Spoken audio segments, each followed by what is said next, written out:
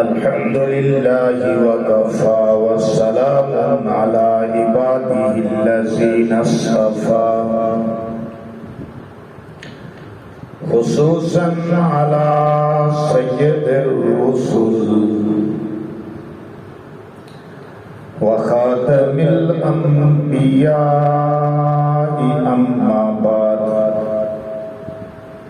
فأعوذ بالله من الشيطان الرجيم بسم الله الرحمن الرحيم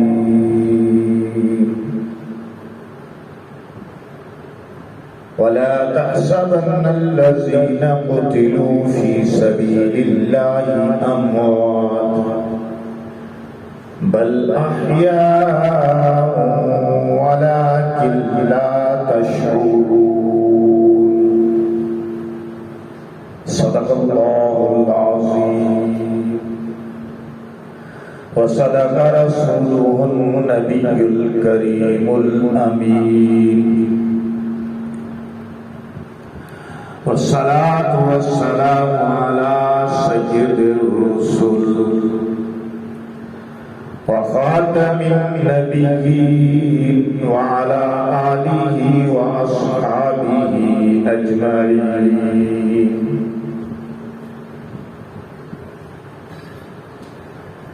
بلغ العلا بكماله كشف الدجى بجماله حسنت جميع خصاله صلوا عليه وآله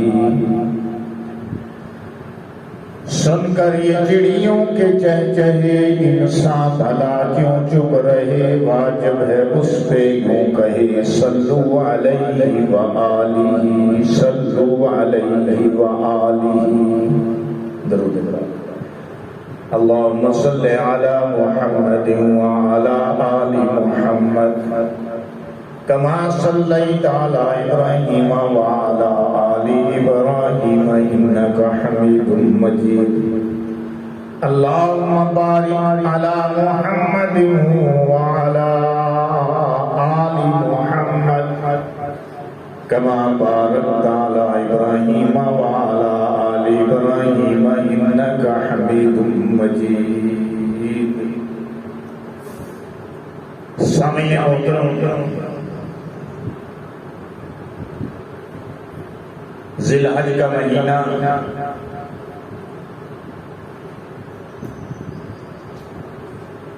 15 جولائی 15 ذی الحج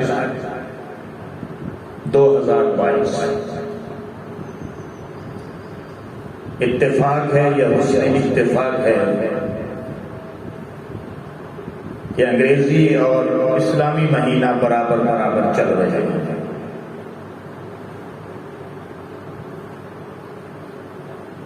ابھی عالم اسلام نے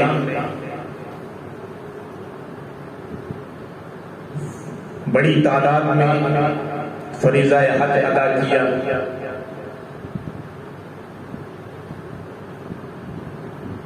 پوری دنیا میں تمام اسلامی ممالک میں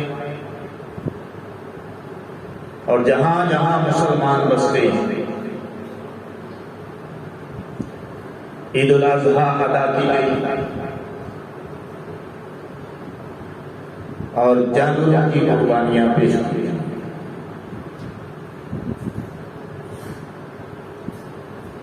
تو ذی الحج کا مہینہ قربانی سے معلوم ہے۔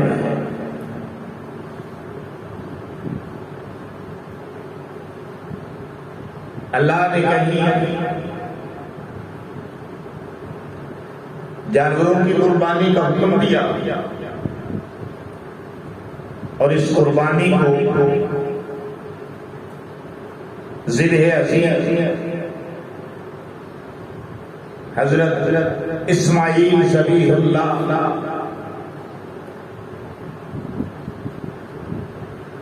ان کی قربانی کا نعم البدل قرار دیا۔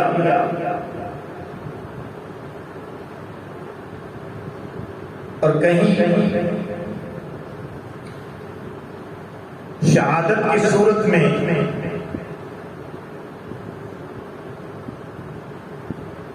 دین اسلام پر جان دینے کو، جان پیش کرنے کو قربانی قرار دیا۔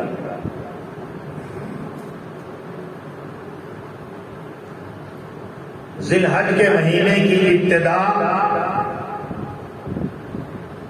قربانی سے ہوتی ہے،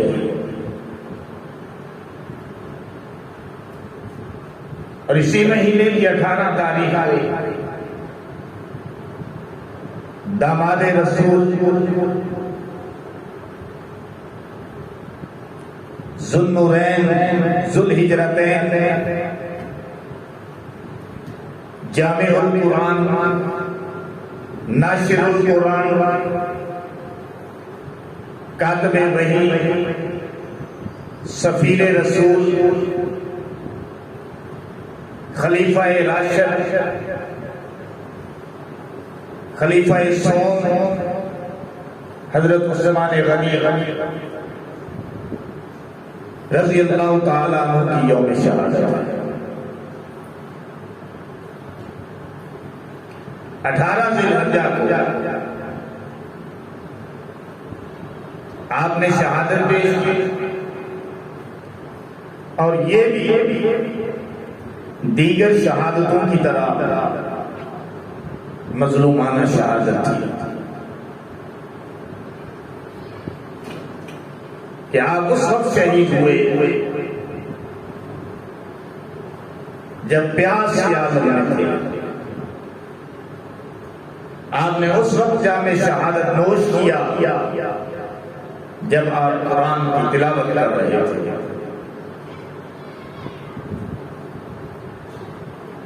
شہادت کا موضوع انشاءاللہ آئندہ جمعے اختیار کیا جائے گا۔ اس مرتبہ کچھ فضائل، کچھ مناقب آیات بینات آپ کے سامنے آپ کے گوش گزار کرنے کی کوشش کروں گا۔ تاریخ کے جھروکوں سے پردہ اٹھاؤں گا۔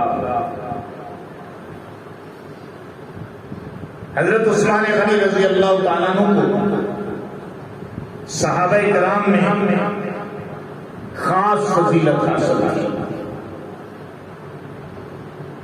کہ اللہ کے محبوب آپ کو محبوب رکھتے تھے، حتیٰ کہ یہ کے بعد 2 بیٹیاں حضرت عثمان غنی رضی اللہ تعالیٰ عنہ کے نکاح میں دی، اور فرمایا کہ اگر میری 40 بیٹیاں بھی ہوتی تو میں یہ کے بعد دیگرے حضرت عثمان غنی رضی اللہ تعالیٰ عنہ کے نکاح میں دے دیتا۔ اول ایمان لانے والوں میں آپ کا چوتھا نمبر حضرت علی رضی اللہ تعالیٰ، حضرت زید بن حارثہ رضی اللہ تعالیٰ، حضرت ابوبکر صدیق رضی اللہ تعالیٰ، یعنی حضرت ابوبکر صدیق پہلے نمبر پر، حضرت علی رضی اللہ تعالیٰ عنہ اس کے بعد، حضرت حارثہ زید بن حارثہ رضی اللہ تعالیٰ عنہ کے بعد آپ نے اسلام قبول کیا، اور پوری کائنات کے اندر صرف اور صرف حضرت عثمان غنی ہے کہ جنہوں نے 2 مرتبہ ہجرت فرمائی۔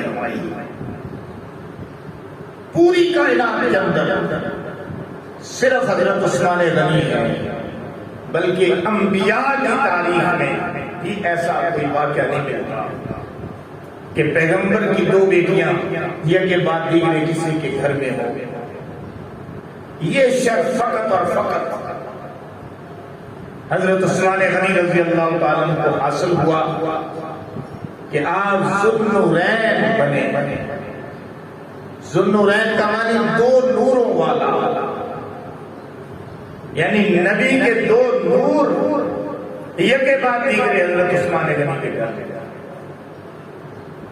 حضرت ام کلثوم رضی اللہ تعالیٰ عنہا حضور کی بیٹی، ان کی وفات کے بعد حضرت رقیہ رضی اللہ تعالیٰ عنہا آپ کے عقد میں آئے۔ ذوالنورین بھی آپ کا لقب، اور یہ کائنات میں نرالا ہے، واحد ہے۔ ذوالہجرتین بھی آپ کا لقب کہ آپ نے 2 مرتبہ ہجرت فرمائی، ایک مرتبہ حبشہ کی طرف اور دوسری مرتبہ مدینے۔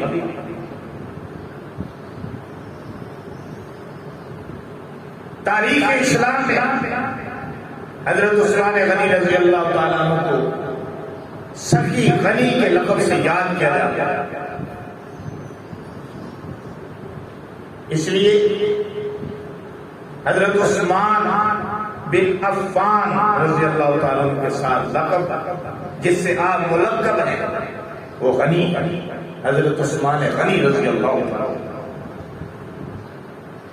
آپ ایسے غنی تھے کہ ساری دولت اسلام کے لیے وقف کر دی. ویسے تو صحابہ کرام نے، سارے صحابہ کرام نے جو کچھ ان کے پاس تھا انہوں نے پیغمبر کے قدموں میں ڈھیر کیا، لیکن عثمان غنی رضی اللہ تعالیٰ عنہ کا انداز نرالا تھا. بہت مالدار تھے، بڑے تاجر تھے، پورے کے پورے لشکروں کو اکیلے حضرت عثمان غنی رضی اللہ تعالیٰ عنہ نے سامان فراہم کیا. اونٹ بھی فراہم کیے، گھوڑے بھی فراہم کیے، اسلحہ بھی فراہم کیا، کھانے پینے کا سامان بھی فراہم کیا. لشکروں کے لشکر.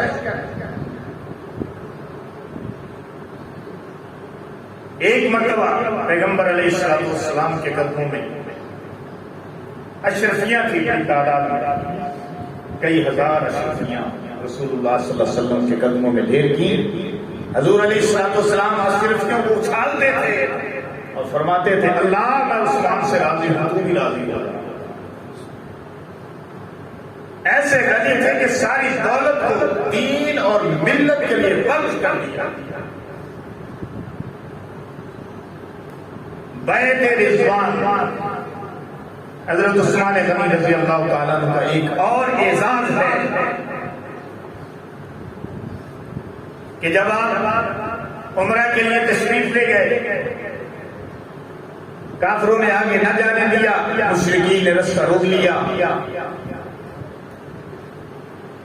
آپ نے صحابہ کرام سے 1400 صحابہ کرام سے بیعت لی، جس کو بیعت رضوان کہا جاتا ہے. ببول کے درخت کے نیچے آپ نے اپنا سفیر مکے والوں کی طرف جسے بنا کے بھیجا، اس کا نام بھی عثمان غنی ہے. اور عثمان غنی کی محبت اور عشق اور فنا فی العشق، فنا فی الرسول کا مقام و مرتبہ میں آپ کو بتاؤں کہ جب آپ سفیر بن کر گئے، مشرکین مکہ سے بات چیت ہوئی تو انہوں نے کہا کہ ہم جو ہیں وہ اجازت ہرگز نہیں دیں گے پیغمبر اسلام کو اور ان کے فالوورز کو، صحابہ کرام کو، وہ آئیں اور عمرہ کریں. نہیں، ہم انہیں اجازت نہیں دیں گے عمرہ کرنے کی. لیکن عثمان تیرے ساتھ ہمارے تعلقات بہت اچھے ہیں، تو اگر چاہے تو عمرہ کر سکتا ہے. قربان جاؤں میں حضرت عثمان غنی رضی اللہ تعالیٰ عنہ کے عشق کے آپ بھی فنا فی رسول کے مقام پہ فائز تھے. آپ نے کہا کہ یہ مجھے منظور نہیں ہے کہ میں اپنے رسول محبوب کے بغیر اکیلے عمرہ کر لوں، اگر کروں گا تو پیغمبر کی قیادت میں کروں گا.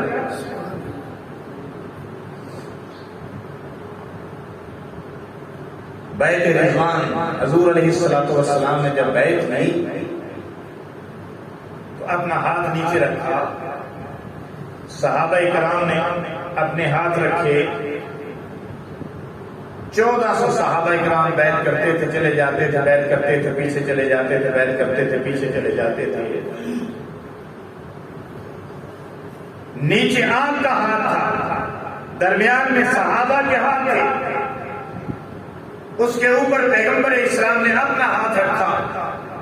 فرمایا اللہ یہ میں عثمان کی طرف سے بیعت کر رہا ہوں، کیونکہ یہ بیعت اتنی عظیم بیعت تھی. اور یہ بیعت کس مقصد کے لیے تھی کہ اگر عثمان غنی کو مکہ میں شہید کر دیا گیا تو ہم ہرگز یہاں سے واپس نہیں جائیں گے، بلکہ عثمان کے خون کا بدلہ لے کر جائیں گے.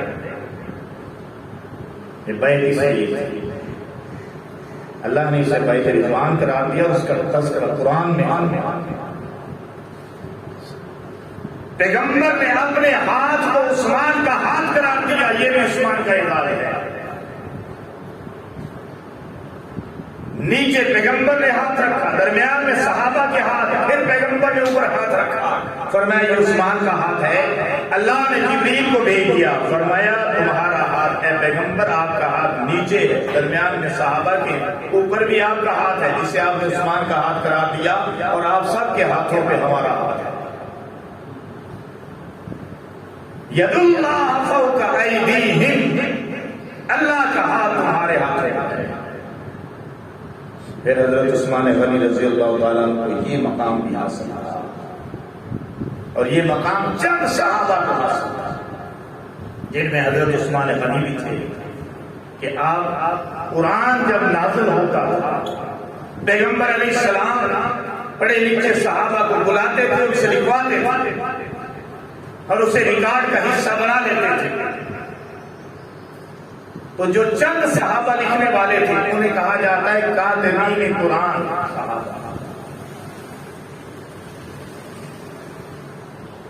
اللہ تعالیٰ نے قرآن میں بھی ان کا تذکرہ کیا۔ تو جو چند صحابہ لکھنا جانتے تھے، پڑھنا جانتے تھے، لکھنا جانتے تھے، ان میں حضرت عثمان غنی رضی اللہ تعالیٰ عنہ کہ آپ کاتبین وحی لوگوں میں شامل، کاتبین قرآن لوگوں میں شامل۔ مسجد حرام کی توسیع کا جب موقع آیا تھا، حضرت عثمان غنی رضی اللہ تعالیٰ عنہ کی خلافت میں، تو حضرت عثمان غنی رضی اللہ تعالیٰ عنہ نے مسجد حرام کی توسیع بھی فرمائی تھی۔ مسجد نبوی کی جگہ خریدنے کا موقع آیا تھا، کیونکہ یہ 3 بچوں کی جگہ تھی، حضرت عثمان غنی رضی اللہ تعالیٰ نے خرید کے وقت کی تھی مسلمانوں کے لیے۔ اور جب بحر روما کے خریدنے کا موقع آیا تھا، مسلمانوں کے لیے پانی پینے کا نہیں تھا، میٹھا کنواں نہیں تھا، کیونکہ آپ کو پتہ ہے عرب کی سرزمین جو ہے وہاں میٹھا پانی ناپید ہے، نہیں ہوتا،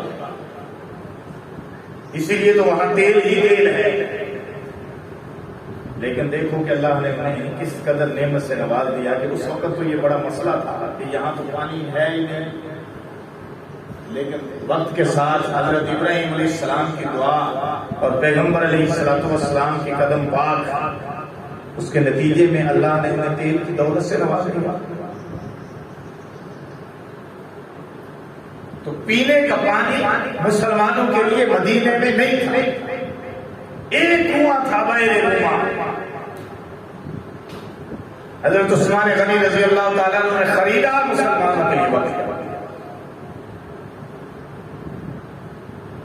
حضرت عثمان غنی رضی اللہ تعالیٰ عنہ کا یہ بھی کارنامہ ہے۔ ابھی میں چند کارنامے ہی آپ کو بتا رہا ہوں، سیدھے سیدھا نکات بتا رہا ہوں، فضائل مناقب کی بات کر رہا ہوں، ڈیٹیل میں تفصیل میں انشاءاللہ پھر بات ہوتی رہے گی، 2-3 جمعے لگ جائیں گے لگتا ہے۔ تمام عالم اسلام کو ایک مصحف پہ، ایک قرآن پہ جس نے جمع کیا، اس کا نام بھی عثمان غنی رضی اللہ عنہ۔ مصحف سمجھتے ہیں آپ؟ قرآن کے ہر نسخے کو مصحف کہا جاتا ہے۔ ہم تو کہتے ہیں کتنے قرآن تو ایک ہی ہے، ہم بھی آپ کے ساتھ کہہ دیتے ہیں سمجھنے کے لیے، سمجھانے کے لیے، ورنہ قرآن تو ایک ہی ہے۔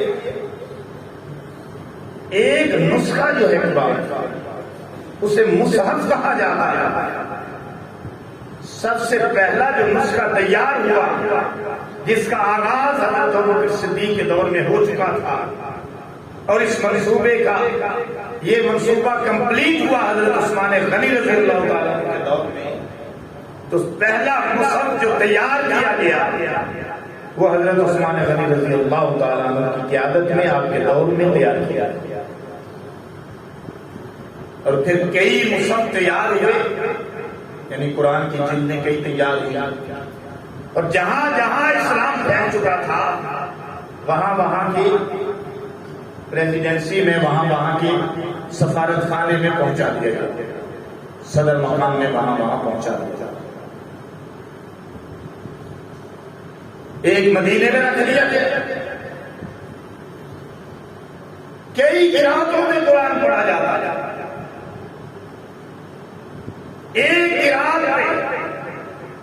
کہ جس کے اندر پھر 7 قراتیں ہیں اور جن کو جو ہے وہ باقاعدہ ترتیب دیا گیا کہ انہی 7 قراتوں کے اندر قرآن پڑھا جائے گا. تو وہ 7 قراتوں میں بنیادی طور پر جو ایک قرات تھی جس پہ امت کو جمع کیا، تو یہ کارنامہ بھی حضرت عثمان غنی رضی اللہ عنہ، یعنی ایک مصحف اور ایک قرات پہ جس نے مسلمانوں کو جمع کیا وہ حضرت عثمان غنی رضی اللہ عنہ. لہذا جامع القرآن اور ناشر القرآن کا لقب پایا. اب شاید سوچ رہے ہوں بچے بھی ہیں نا کہ اس زمانے کے پہلے قرآن نہیں جمع تھا، ایک کتاب کی شکل میں، بک کی شکل میں نہیں تھا. تو حقیقت یہ ہے کہ حضرت عثمان غنی رضی اللہ تعالیٰ عنہ کے دور تک جب آپ نے قرآن کو جمع کیا، اس سے پہلے مختلف اوراق میں، مختلف تختیوں پر اور مختلف جو ہے وہ پتھر کی سلوں پر، شانے کی ہڈی پر اور اسی طرح لکڑی پر، تختیوں پر لکھا جاتا ہے. اور جب وحی آتی تھی پیغمبر اسلام لکھا لیتے تھے صحابہ کرام، اور اسے ایک ترتیب کے ساتھ مسجد نبوی میں سلوک تھا، اس میں رکھتے ترتیب بھی موجود تھی، سپاروں کی ترتیب بھی موجود تھی، صورتوں کی ترتیب بھی موجود تھی. حضرت عثمان غنی رضی اللہ تعالیٰ عنہ کے دور تک کاغذ کی ایجاد ہو، اب اسے کاغذ پر منتقل کر دیا اور اسے کتاب کی شکل دے دی، وہ 30 پاروں میں.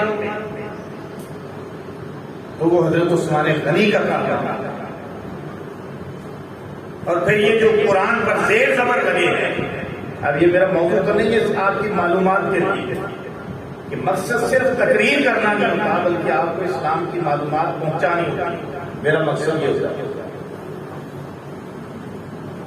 جو زیر زبر لگے ہیں یہ بعد میں حجاج بن یوسف ان کے دور میں لگے. حجاج بن یوسف نے یہ کارنامہ سمجھا. تو آپ سوچیں گے کہ قرآن اس کا معنی پہلے زیر زبر کے بغیر پڑھا جاتا ہے اور زیر زبر کے بغیر کیسے پڑھ لیتے تھے؟ یہ بھی آپ سوچیں گے. عرض یہ ہے کہ عرب والے زیر زبریں نہیں لگاتے تھے، انہیں ضرورت نہیں. اب آپ اردو کی عبارت لکھتے ہیں تو زیر زبریں لگاتے، ہم صحیح پڑھتے ہیں ساتھ. لکھا یہ ایک کتاب ہے، اب یہ کے نیچے زیر ہے، کاف کے نیچے زیر ہے، نہیں ہم پڑھتے نہیں، لکھتے ہیں. اسی طرح عرب والے اہل زبان تھے، انہیں پتا تھا اب بھی وہ زیر زبر کے بغیر پڑھ سکتے ہیں تو پڑھتے ہیں. نسخے موجود ہیں. زیر زبر اس لیے لگائے گئے کہ جب غیر عربی لوگ جیسے ہم، غیر عربی لوگ اسلام میں داخل ہوئے تو زیر زبر کے بغیر ان سے نہیں پڑھا جاتا. ہم سے اب بھی نہیں پڑھا جاتا زیر زبر کے بغیر. بڑی غلطیاں کر جاتے ہیں ہم، کیونکہ عربی کی جو گرامر ہے، عربی کی جو گرامر ہے اس کے اصول ہیں اور عربی کی اس گرامر کے اصولوں کے تحت زیر زبر پیش ان کو حرکات کہتے ہیں وہ لگائی جا رہی ہے. ایسے نہیں ہوتا. تو حضرت عثمان غنی رضی اللہ تعالیٰ عنہ کو کیا فرمایا؟ ان کا ایک لقب یہ بھی ہے کہ آپ جامع القرآن ہیں، آپ ناشر القرآن ہیں. حضرت عثمان غنی رضی اللہ تعالیٰ عنہ کا ایک لقب کامل الحیا بھی ہے، کامل الحیا والایمان. آپ کا حیا بھی کامل تھا، آپ کا ایمان بھی. ویسے تو سارے صحابہ کا حیا بھی کامل تھا، ایمان بھی. لیکن جو خاص خصوصیت تھی وہ حضرت عثمان غنی رضی اللہ تعالیٰ عنہ کی شخصیت کے اندر موجود ہے. ایک بات سے آپ اندازہ لگا کہ رسول پاک صلی اللہ علیہ وسلم تشریف فرمائے، ابوبکر صدیق تشریف لاتے ہیں، آپ کی پیٹھی سے تھوڑا سا کپڑا ہٹا ہوا ہے، پیغمبر اسلام اسی طرح تشریف فرما رہے ہیں. حضرت عمر آتے ہیں، پیغمبر اسلام اسی طرح تشریف فرما رہے ہیں. حضرت عثمان غنی آتے ہیں، رسول اللہ صلی اللہ علیہ وسلم نے اپنی پنڈلی کو ڈھک لیا. صحابہ کرام نے پوچھا یا رسول اللہ، ابو بکر آئے آپ نے پنڈلی کو نہیں ڈھکا، عمر آئے آپ نے پنڈلی کو نہیں ڈھکا، حضرت عثمان آئے آپ نے فوراً پنڈلی کو ڈھک لیا. فرمایا یہ عثمان وہ عثمان ہے جسے اللہ کے فرشتے بھی حیا کرتے ہیں. تو کامل الحیا والایمان یہ بھی آپ کا لقب ہے. حضرت عثمان غنی رضی اللہ تعالیٰ عنہ کی عہد کی فتوحات تاریخ اسلام کا شاندار باب ہے. حضرت عمر رضی اللہ تعالیٰ عنہ نے جب اس دنیا سے شہادت پائی، حضرت عمر رضی اللہ تعالیٰ عنہ نے جب شہادت پائی تو اس وقت اسلام 22 لاکھ مربع کلومیٹر پر پھیلا تھا. اتنی فتوحات ہو چکی تھی، ایران عراق فتح ہو چکا. حضرت عثمان غنی رضی اللہ تعالیٰ عنہ کا دور آیا، تقریباً 10 سالہ دور حضرت عمر کا بھی ہے اور تقریباً 10 سالہ دور حضرت عثمان کا بھی ہے. جب آپ کا دور آیا تو 44 لاکھ مربع کلومیٹر پر اسلام پھیل چکا. لہذا ان کے عہد کی فتوحات تاریخ اسلام کا شاندار اور جلی باب. حضرت عثمان غنی رضی اللہ تعالیٰ عنہ کے دور میں آرمینیا، آذربائیجان، ایشیائی کچھ اسپین فتح ہوا، ترکستان، کابل، سندھ، قبرص، یہاں تک آپ کی حکومت پھیل گئی، یعنی اسلام کی حکومت پھیل گئی اور عربوں کے سیاسی اقتدار کے لیے راہ ہموار. حضرت عثمان غنی رضی اللہ تعالیٰ عنہ کا یہ کارنامہ تھا کہ پہلی مرتبہ پہلی بیڑا حضرت عثمان غنی رضی اللہ تعالیٰ عنہ کے دور میں تیار ہونا شروع ہوا. پہلی مہم حضرت عثمان غنی رضی اللہ تعالیٰ عنہ کے دور میں شروع. زندگی کے کون سا گوشہ ہے کہ جہاں حضرت عثمان غنی رضی اللہ تعالیٰ عنہ کے کارناموں نے لافانی نقش نہ چھوڑے ہوں. حضرت عثمان غنی رضی اللہ تعالیٰ عنہ کے زمانے میں ملت اسلامیہ کو ہر طرف سے فطروں نے گھیر لیا تھا. یہ بھی جہاں فتوحات تھی، جہاں کارنامے تھے، جہاں کام ہو رہا تھا، وہیں یہ بھی تھا کہ سازشوں نے، خصوصاً یہودیوں کی سازشوں نے اپنے جال، اپنے پنجے پھیلانے شروع کر دیے تھے. سازشوں کا ہر طرف جال بچھا دیا گیا. باغی آمادہ جنگ ہوئے، مدینے میں داخل ہوئے. حضرت عثمان غنی رضی اللہ تعالیٰ عنہ نے مردانہ وار مقابلہ کیا، لیکن وہ بڑھے تو بڑھتے ہی چلے گئے. مدینے کو گھیرے میں لیا، مسجد نبوی میں داخل ہو گئے. حضرت عثمان غنی رضی اللہ تعالیٰ عنہ اتنے حیا والے تھے، اتنے نفیس انسان تھے کہ آپ نے اس بات کو گوارا نہ کیا کہ مدینے میں خون ریزی ہوئی. صرف اس بات کے پیش نظر اس پہ کئی کتابیں لکھی گئی ہیں کہ حضرت عثمان غنی رضی اللہ تعالیٰ عنہ نے ایسا کیوں کیا، باغیوں کو کیوں اجازت دی. اجازت تو آپ نے نہیں دی، لیکن باغیوں کا جال اس قدر اس طریقے سے اور اس سرعت سے پھیلا کہ حضرت عثمان غنی رضی اللہ تعالیٰ مسجد نبوی میں خطبے کے دوران تک نہیں کیا. آگے چل کے میں آپ کی شہادت میں باقاعدہ تذکرہ کروں گا، ابھی صرف اس کو ٹچ دے رہا ہوں. اور آپ نے اس بات کو گوارا نہیں کیا کہ مدینے کی گلیوں میں خون بہے، کیونکہ آپ مدینے کی گلیوں کا احترام کرتے تھے. پیغمبر اسلام وہاں روزے میں تشریف فرما تھے. آپ یہ نہیں چاہتے تھے کہ تاریخ مجھے اس بات میں یاد کرے یا اللہ مجھے پوچھے. یہ میں آپ کو سمجھانے کے لیے کہہ رہا ہوں. آپ یہ نہیں چاہتے تھے کہ تاریخ اس بات سے مجھے یاد کرے کہ اپنے اقتدار کے لیے مدینے کی گلیوں میں خون بہایا. اتنا احترام تھا کیونکہ روزہ رسول صلی اللہ علیہ وسلم کا بھی احترام پیش نظر تھا. آپ نے صحبت برداشت کی. 40 دن آپ کو پیاسا رکھا گیا. پھر آپ کی شہادت آ گئی اور شہادت عثمان غنی رضی اللہ تعالیٰ عنہ ایک جلی عنوان ہے کہ آپ تلاوت قرآن میں مشغول تھے کہ باغی جو تھے وہ دیوار اکرام کے اندر آ گئے. حضرت علی رضی اللہ تعالیٰ عنہ بھی آئے تھے, حضرت حسن حسین بھی تھے, آپ کے دروازے کا پہرا دے رہے. انہوں نے اجازت مانگی کہ آپ ہمیں اجازت دیں, ہم ان باغیوں کا رستہ رکھیں. آپ نے فرمایا میرے لیے نہیں, میرے لیے نہیں, میرے ساتھ جو کرتے ہیں کرنے. چنانچہ حضرت عثمان غنی رضی اللہ تعالیٰ عنہ کو تلاوت کے دوران بے دردی کے ساتھ شہید کر دیا. آپ استقامت کا پہاڑ تھا.